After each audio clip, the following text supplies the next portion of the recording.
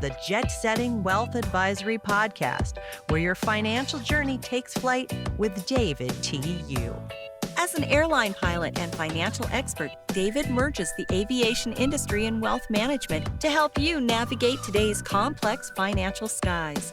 Each episode features expert insight, blending personal stories with essential financial strategies. We ask that you fasten your seatbelts and sit back as we prepare for takeoff. Our destination, your financial empowerment. Hello, welcome to the Jet Setting Wealth Advisory Podcast. I'm your host, David T.U., and today we're excited to have Tatiana Tsoir as our guest. Tatiana is a certified public accountant, CFO, best-selling author, speaker, and entrepreneurship expert. She brings over 19 years of experience specializing in tax planning and price psychology, helping hundreds of businesses become more profitable, stabilizing cash flow, and minimizing tax liabilities through strategic planning and a commitment to excellence. We're excited to have you here today, Tatiana. Thanks, David. It's great to be here. Absolutely. So let's get going on some of the questions that I'm excited to ask you about. Can you just tell us your journey into the field of accounting and what inspired you to focus on tax planning and price psychology? Talk about this.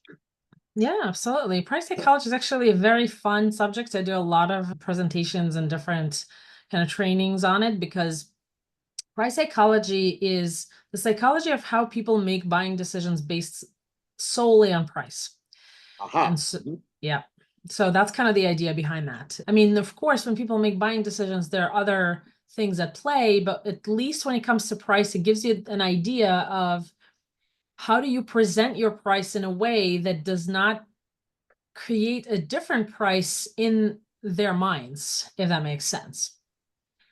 Yeah, so for example, and this is just how our brains operate. Typically, when I talk about price psychology, I say that how you present your price matters. So like the bigger it is visually, the bigger it seems actually to people. That's just how we are. That's just how our brain perceives numbers. If there are bigger numbers visually, let's say it's $2 in your brain might pick it up as $5.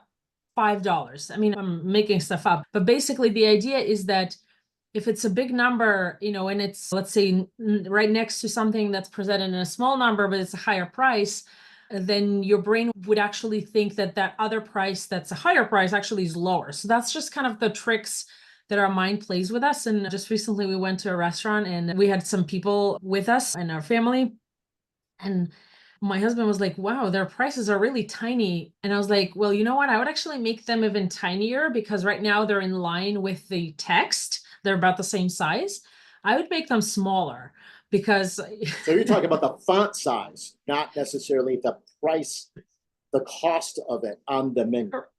Correct. And same thing with like $ added to a number actually also creates a bigger impression, a bigger price impression.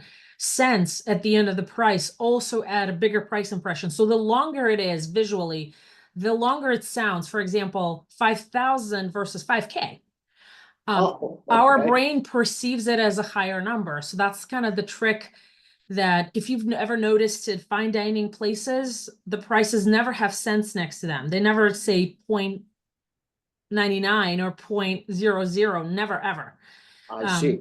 Naturally, they also never have a $ next to them. So given your expertise on this sort of thing, how do you see the relationship between, let's say, effective tax planning and wealth building, particularly for those that are possibly in the aviation industry, if you've dealt with anything in that realm? Aviation industry, I mean pricing airline tickets? Well, airline tickets could be one, but what I was referring to is more involved in aircrafts and aircraft operations. And if there's anything like that you might be able to, that you've had an experience in. I haven't priced the aircraft sale yet, but so instead of $5 million, we say just $5 million. Pretty much. Something like that? Pretty much. Yep. That's just the nature of the brain. And the luxury market. So there are different types of purchases. There's emotional purchases and then logical purchases. Most purchases do have an emotional component, but when you have logical purchases that are pretty significant, like a house or, whatever, or a plane, the more precise the price is, as opposed to round, the better it looks. Because when the price for a logical purchase is round, our brain thinks it's made up. There've been studies done on this where people actually would prefer a higher price if it was not rounded. Companies would sell more at a higher price of a large purchase, like a home or rental property or whatever, if it had like not a round number of 500,000, but 537, for example, and stuff like that. So that was definitely done. And then also remember about the value kind of build up. Let's say in aircraft sales, I'm sure there's some sort of service component attached to the purchase where, the company would come out and service the planes. And typically, whatever that price is, it should be a total price, and then total price of everything, of the plane and the service, with maybe like an option to extend a contract, service contract, or whatever that is, whatever they do there. And that's where you can provide more value and still get your price, as opposed to creating a discount and stuff, because discounts generally don't have a good psychological connotation to it. So specific pricing, meaning that, not made up pricing, let's say, of whatever, we sell our planes at 50 million. I don't know how much planes cost, to be honest with you, but let's say 51,735 Sure. or whatever. Similarly, like I usually use this example when I talk about the emotional purchases. Emotional purchases are typically need to have more rounded pricing. And the reason is that you don't want the brain to stop at the price. When it's a round price, the brain will just fly right through it. And, I've used this example to say that, like, for example, Apple iPhones, right? Just make it a round number. Don't make it 1735. Make it 1750 or 1700, so that the brain, do people really care how much it costs? Like, if you can afford an iPhone, you don't really care how much it costs, right?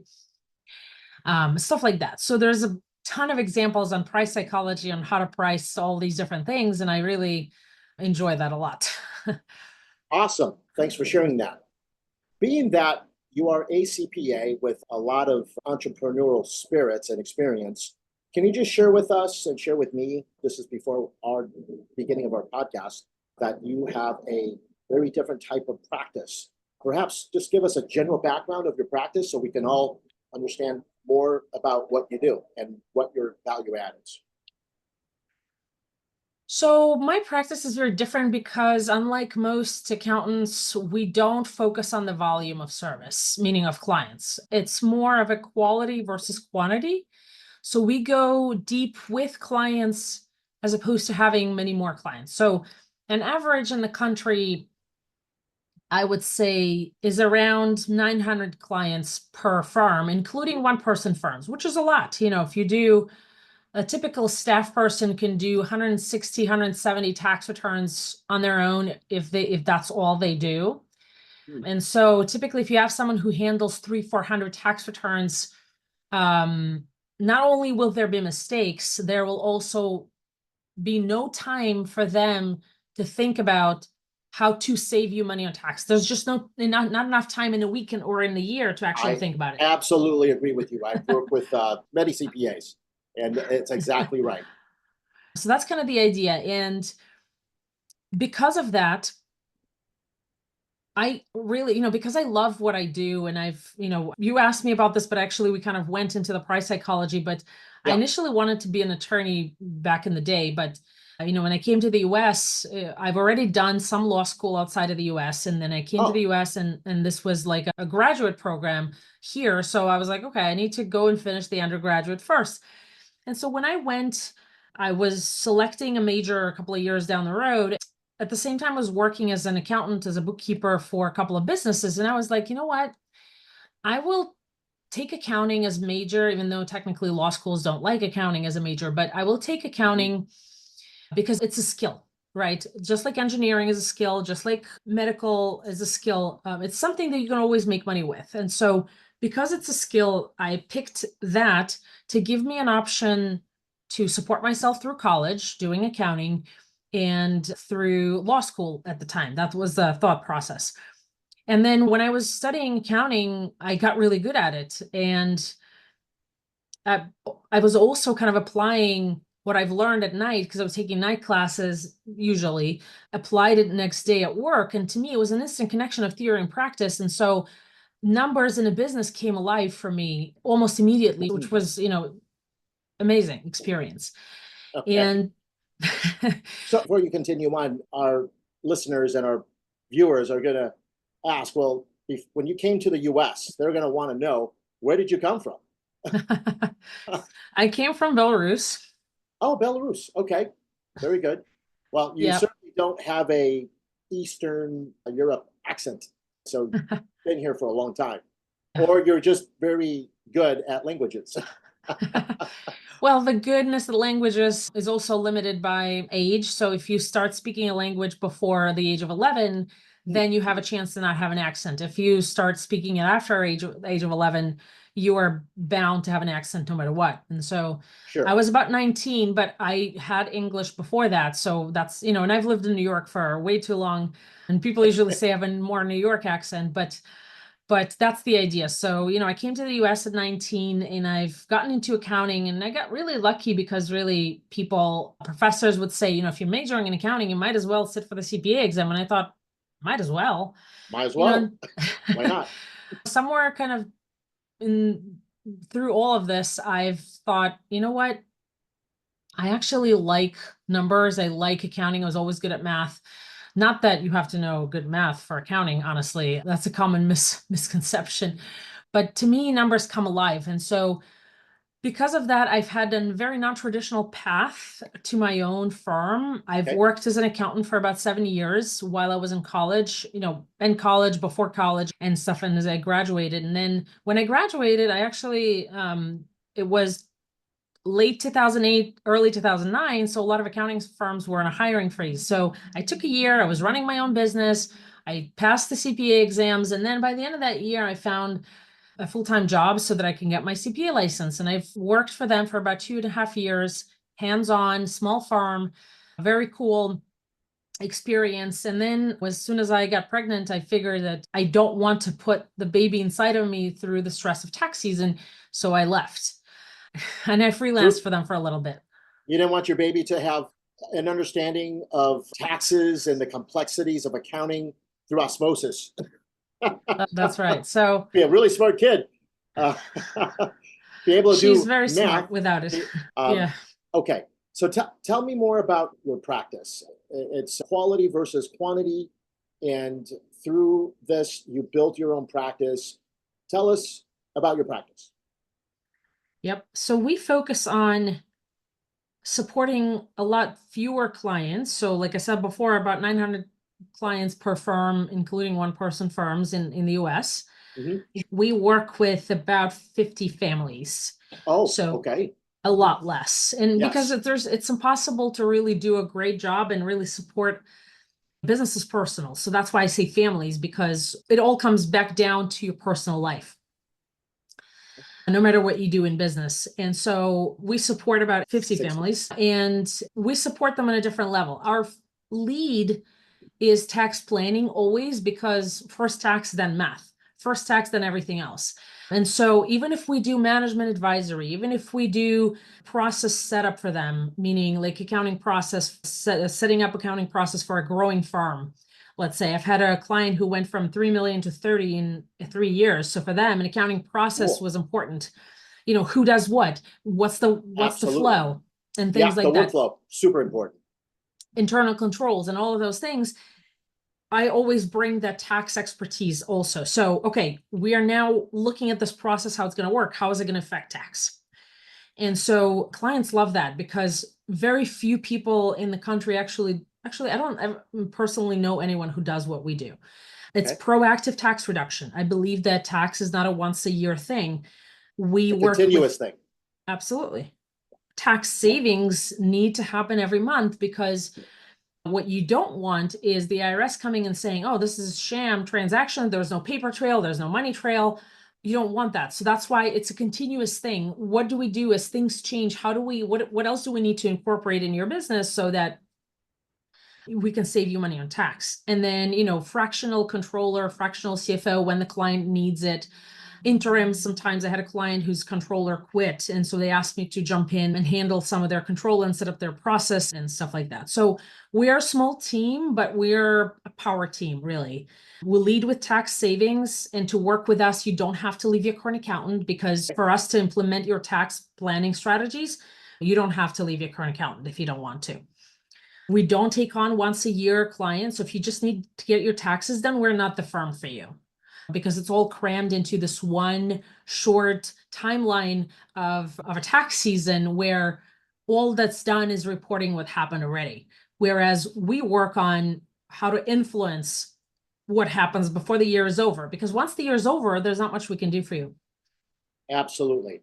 So it's predisposition versus post-disposition. Versus post-mortem, I would say. Okay, we could go to that side. Very interesting. I know practices, CPA practices are aiming for what you have already established.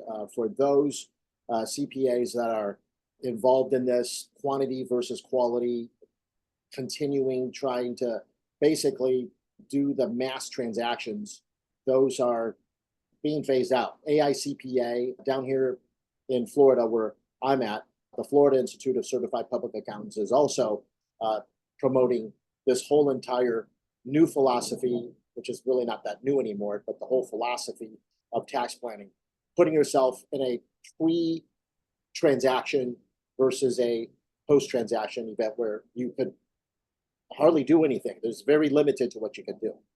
Absolutely. So being that you are quality versus quantity, this is probably the reason why you have that price psychology understanding of that. So if a business owner that are listening to this, they're probably thinking, my gosh, you have a typical CPA firm that has somewhere between 5 to 1,000 clients. Those are transactional, once a year type of thing. You have 50, you quoted 50 families. So you're basically a multifamily office, a CFO multifamily office for these people. Yep. You must be so expensive that you may not be affordable. What would you say if somebody said that? That's a good question. What my clients say is that our service pays for itself and then some.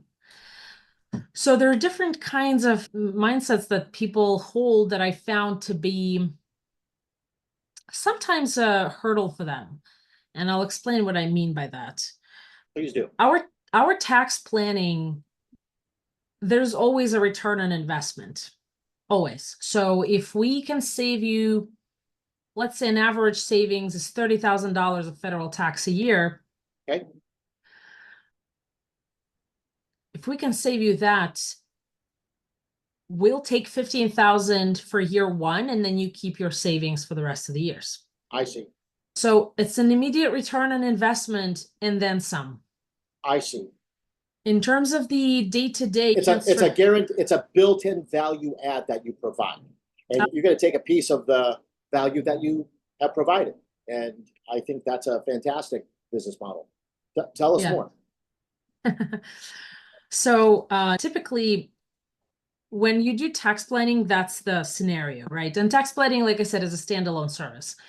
If you then would like our support in other ways, we absolutely are able to support not only the fractional CFO and things like that, but also the common sense business decisions. Because, having been in business or working with businesses for 19, almost 20 years, I've seen how people make business decisions, and when those decisions cost them a business and sometimes a financial life, and when they succeed. And so I have a pretty good understanding of how those business decisions are to be made. And honestly,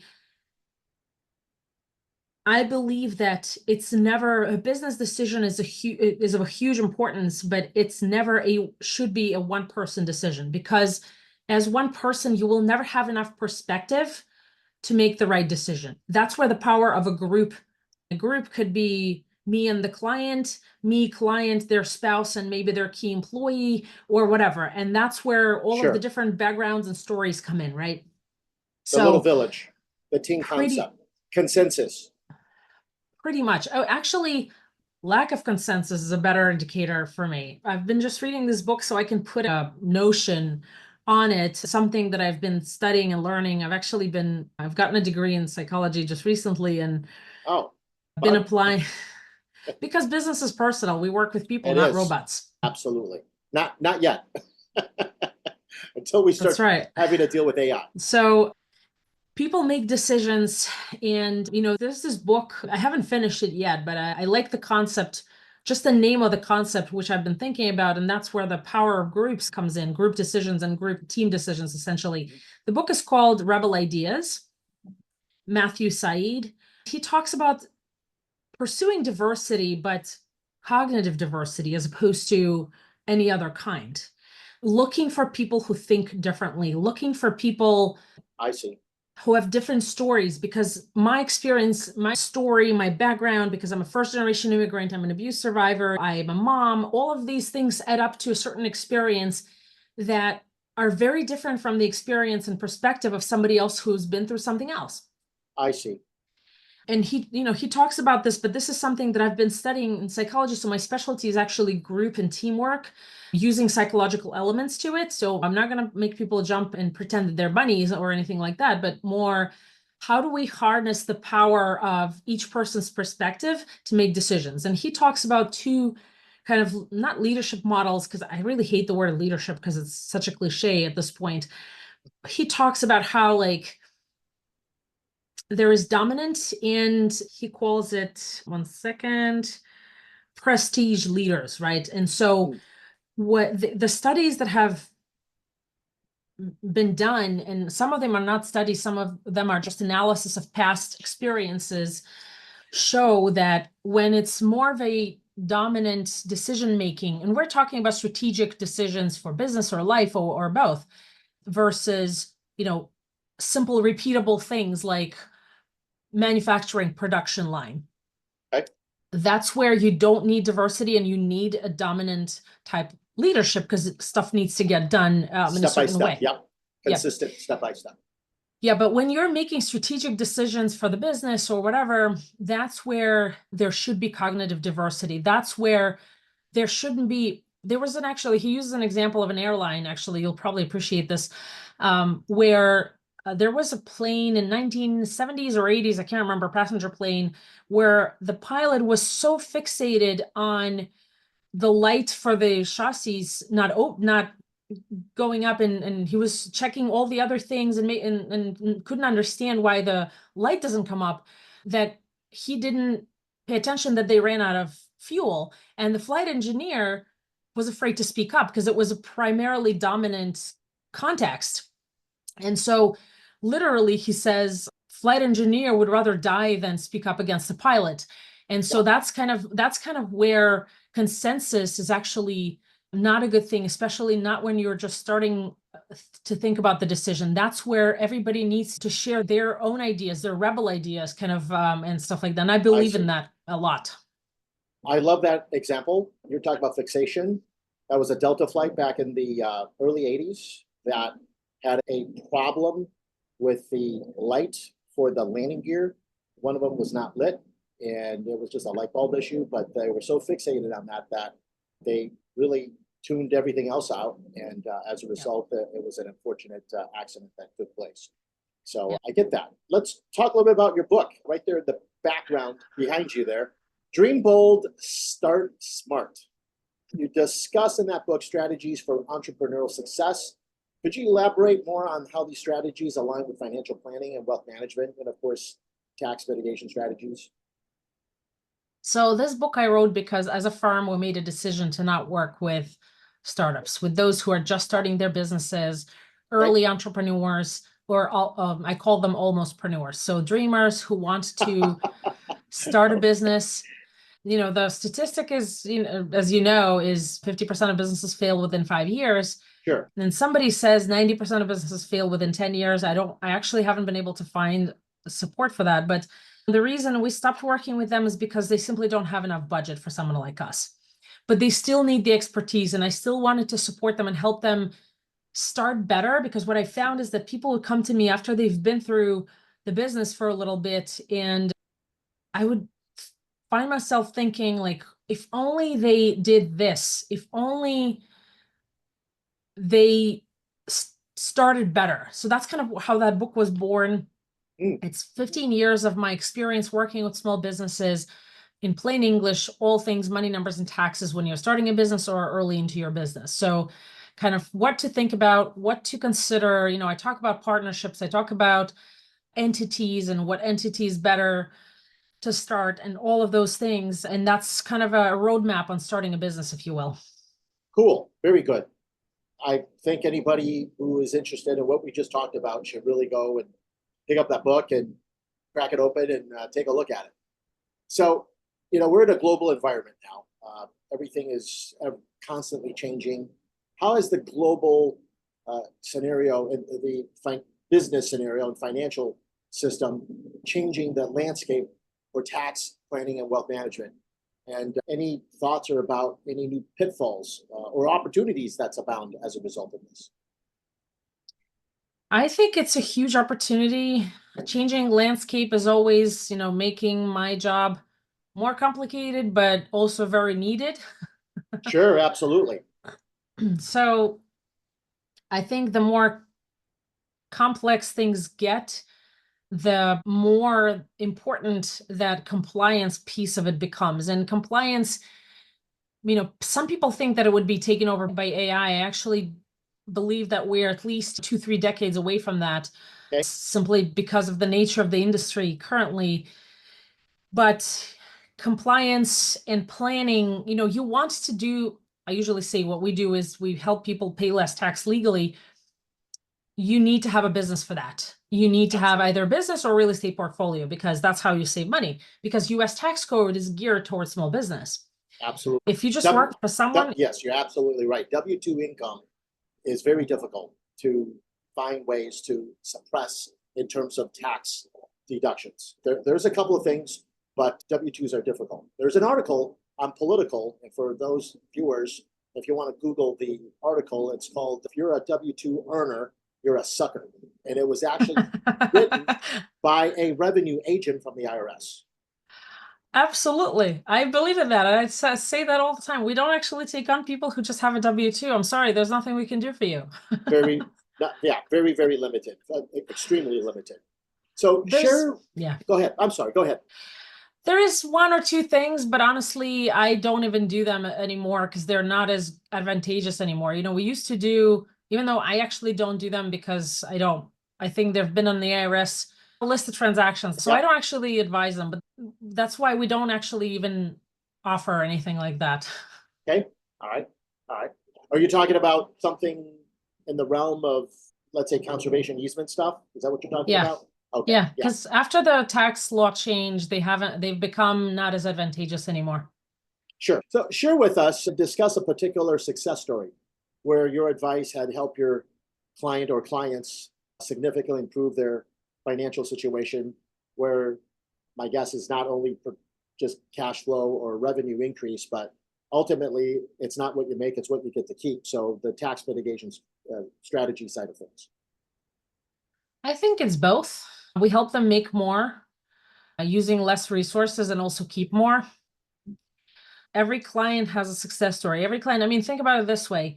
Our average savings that we find are between 20 and 30,000 per year, right? So 20,000 to 30,000 per year. Let's say 30,000. That's the most common one.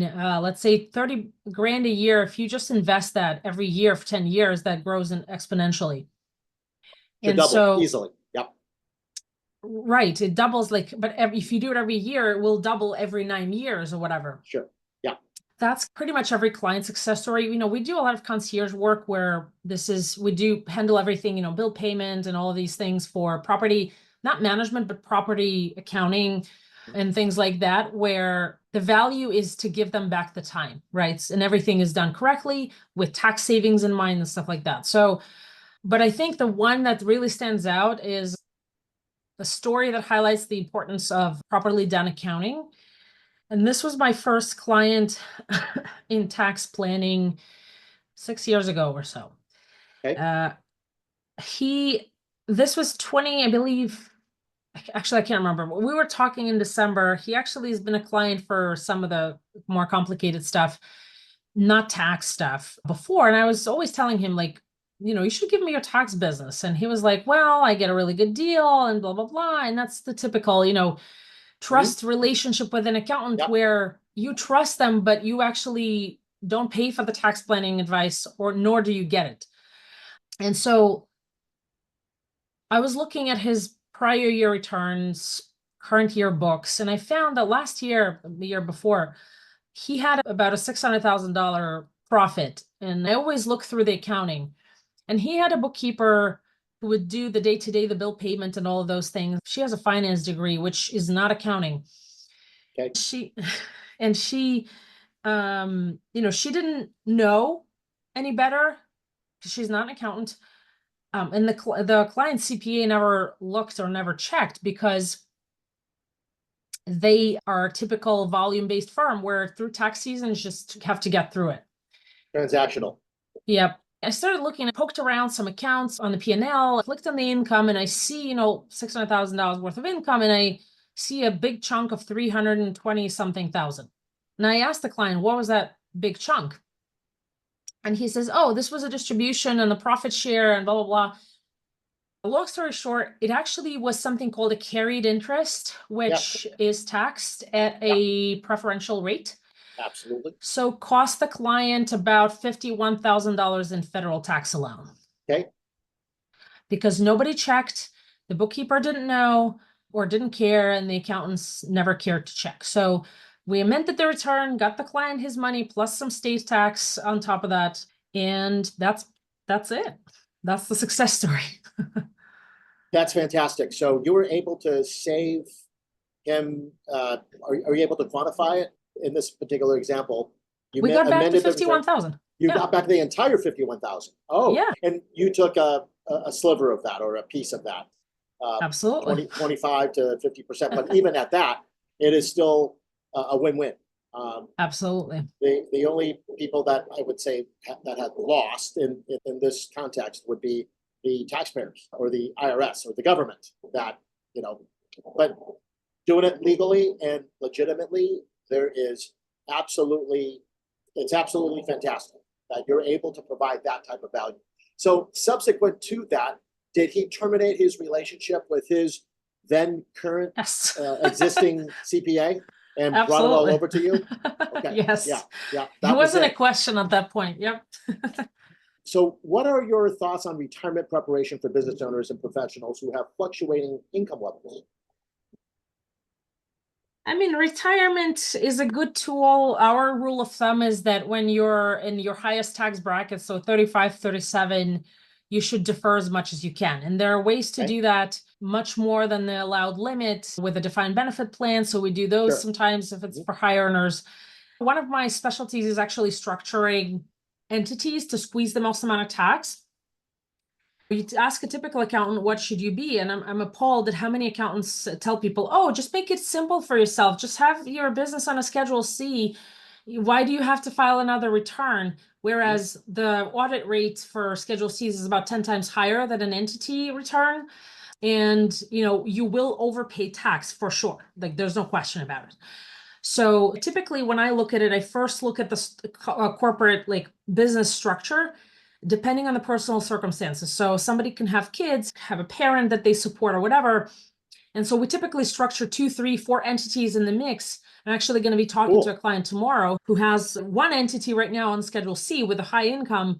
And I'm like, okay, we need to look at how many entities we can incorporate and stuff. And yeah, she'll pay for tax preparation and everything. But honestly, the fees for that compared to the savings that you'll get are absolutely know.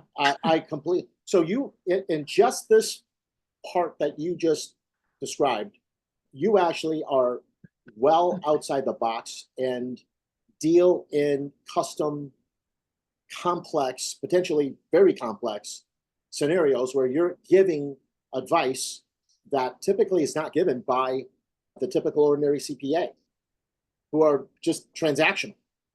Yeah. CPAs, and I know because I've been there myself, have huge egos. And so they think that they know it all. They think that they don't need to learn new things. You have to actually pay to get trained in tax planning. It's something that you have to do. I know because a friend of mine and I launched a fractional CFO preparation program for accountants. And we got mostly EAs because EAs are more tax oriented. So for them, Sure.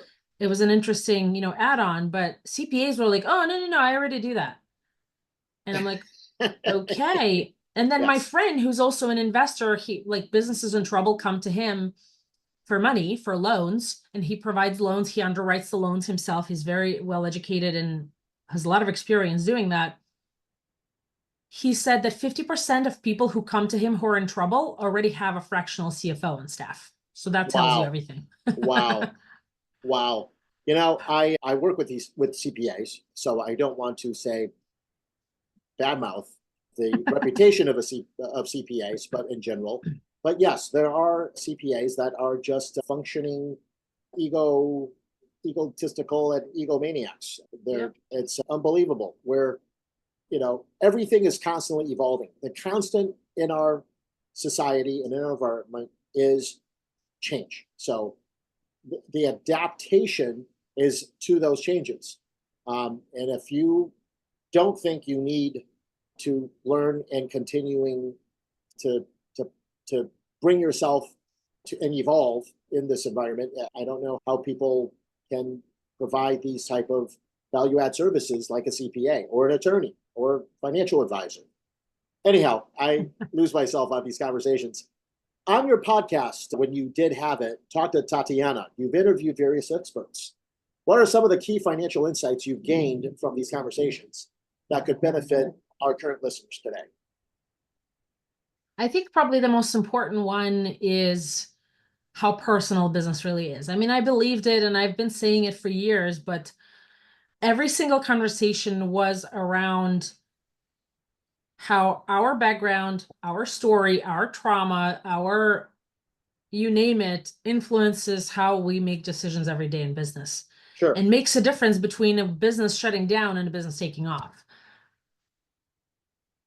Okay, excellent, fantastic.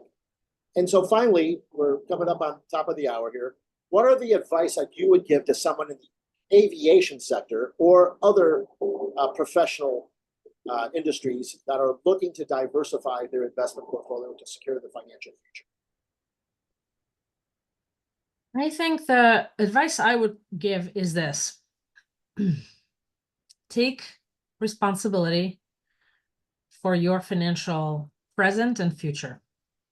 Many people I see make decisions out of different uncomfortable things and fear and whatever, where they lack or fail to take that responsibility. Somebody who says, oh, I thought this was already done, whereas they should be the ones on top of a professional saying, was this done? Did you handle this? What else do we need to do? Right? Sure. So similarly, have a plan, but take responsibility for it. You are the one making decisions every day. And if you don't adhere to your budget, it's a problem. It's your fault. And you need to look back and see what's really important for you. And this is, this relates to setting money aside for retirement, for your kids' education or whatnot. It affects everything. And so I think having the guts to take responsibility for yourself and your loved ones is the first step. It's fantastic. I can't agree with you more. In our current society and environment, not everybody takes these type of self-responsibilities to the heart. And it's unfortunate. It's, of course, the upbringing. I'm sure your kid is going to be a fantastic kid and be one heck of a producer to society for contribution wise with your thoughts in this conversation. So any final words? Well, if I am working on my next book, it's called Misfit to Maverick. Actually, I'm working on 2 books, but this one is much more fun. So if you want to reach out and talk and have a conversation about anything you've heard on Instagram, I'm apparently now on Snapchat because I have a preteen, and I'm also on LinkedIn. Fantastic. Thank you for joining us today on this episode of Jet Setting Wealth Advisory Podcast. A big thank you to you, Tatiana, for sharing your deep expertise in tax planning and price psychology, as well as your insight into the entrepreneurial successes that you've shared with us today. If you're interested in learning more about Tatiana's services and how she can help you enhance your business profitability and tax mitigation, visit her website at www.linzaadvisors.com. We appreciate your support and look forward to having you with us for our next episode. I'm David Yu, your pilot through the world of wealth, the founder of DTY Wealth Planning Solutions. Make sure to hit subscribe and drop us a review. And until we meet again, keep your financial objectives clear and your tactics on point. Thank you and goodbye.